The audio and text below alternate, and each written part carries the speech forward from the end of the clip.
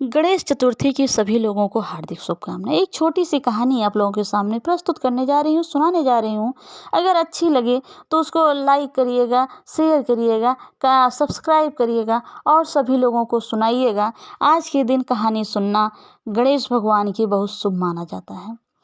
एक बार की बात है, एक देवरानी और जेठानी थी। जेठानी एक बड़े आदमी के घर की थी और देवरानी बहुत गरीब थी। देवरानी जेठानी के घर जाके चौका बर्तन खाना करती थी, बच्चों को नहलाना खिलाना सारा काम करती थी। तो जेठानी उसके बदले में देवरानी को थोड़ा बहुत खाने को दे दिया करती थी। इसी तरह से गुजारा होता था। एक बार संकटा चतुर्थी का व्रत आया। देवरानी ने जेठानी से कहा, हे दीदी, हमहू का कुछ दे दा, हमरे कुछ नाय ना, आज गणेश भगवान के पूजा करेगा बा। जेठानी ने सोचा, इनको क्या दूं, ये गरीब है, भगवान की पूजा क्या करेंगी, इनको लाओ थोड़ी सी किनकी दे देती हूँ। उनको किनकी देकर कहा, जाओ, इसी से चाहे तुम पूजा करना चाहे खा लेना। वो बेचारी सोचते हुए आई, तो उस किनकी का लड्डू बनाई और गणेश भगवान को चढ़ा दी।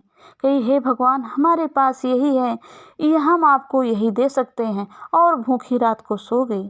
गणेश भगवान ने सच्चे मन से पूजा करने वालों को हमेशा खुश ही देखना चाहते हैं। रात में वो प्रकट हुए और कहा, हे देवी, मुझे जोर से आई है, बताओ मैं कहाँ करूं। वो बेचारी दिन भर की भूखी हुई, उससे कुछ बोला न गया। उसने कहा, हे महाराज, पूरा घर खाली है, जहाँ मर्जी वहीं कर लो। गणेश भगवान ने उसके पूरे घर में लेटरिंग ही लेटरिंग कर दी और बाद में कहा, हे देवी, मैं इसको कहाँ साफ करूं। तो बेचारी ने कहा, हे भगवान, आओ मेरे बाल में ही साफ कर लो। सुबह उठ के देखी, जहाँ जहाँ लैट्रिन हुई थी सब सोना चांदी हीरे मोती के आभूषण बन गए। वो देखकर बहुत खुश हुई और सुबह सभी लोगों को देख के आश्चर्य हुआ कि इतना सारा गहना इनके घर आया कैसे। वो उसको समेटने लगी, बटोरने लगी, बटोरते बटोरते उसको दोपहर हो गया। उधर जेठानी भूख के मारे तड़प रही है कि वो आज कमबख्त आई नहीं, मेरे घर खाना कैसे बनेगा, मेरे बच्चे भूखे हैं। ऐसा करते करते जब देवरानी नहीं पहुंची तो वो उसके घर चली आई।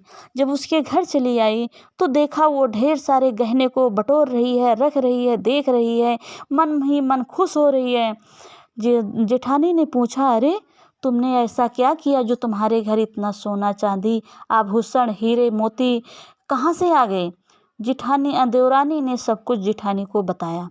जेठानी ने कहा, अरे ऐसा करने से अगर सब कुछ होता है तो मैं भी चतुर्थी को ऐसे ही करूँगी। अगली चतुर्थी का इंतजार किया।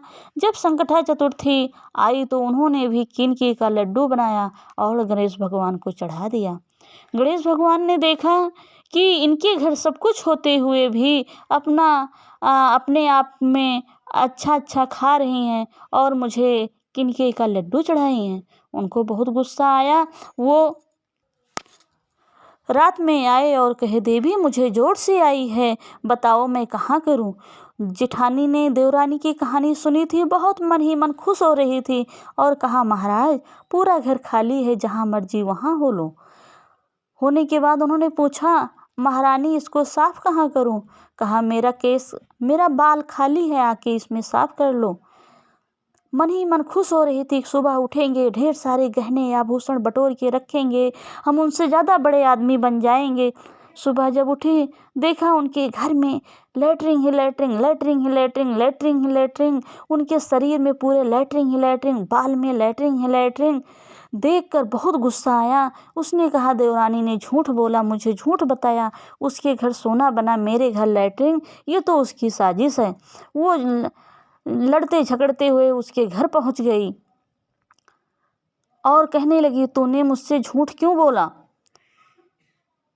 उसने हाथ जोड़ के खड़ी हो गई, मैं नहीं जानती, ये संकटा चतुर्थी महारानी की ही कृपा है, उन्होंने ही जो कुछ किया है। रात में स्वप्न में गणेश भगवान प्रकट हुए और उन्होंने कहा कि जो गरीब भक्त जिसके पास कुछ नहीं वो सच्चे दिल से अगर मुझे मानता है तो मैं उसकी सारी इच्छाएं पूरी करता हूँ। और जिसके पास सब कुछ होता है और वो देख कर भी अनजान बनता है, मैं उसकी यही हाल करता हूँ। आप लोग भी इस कहानी को ध्यान से सुनिएगा और मज़ा लीजिएगा। जय माता दी।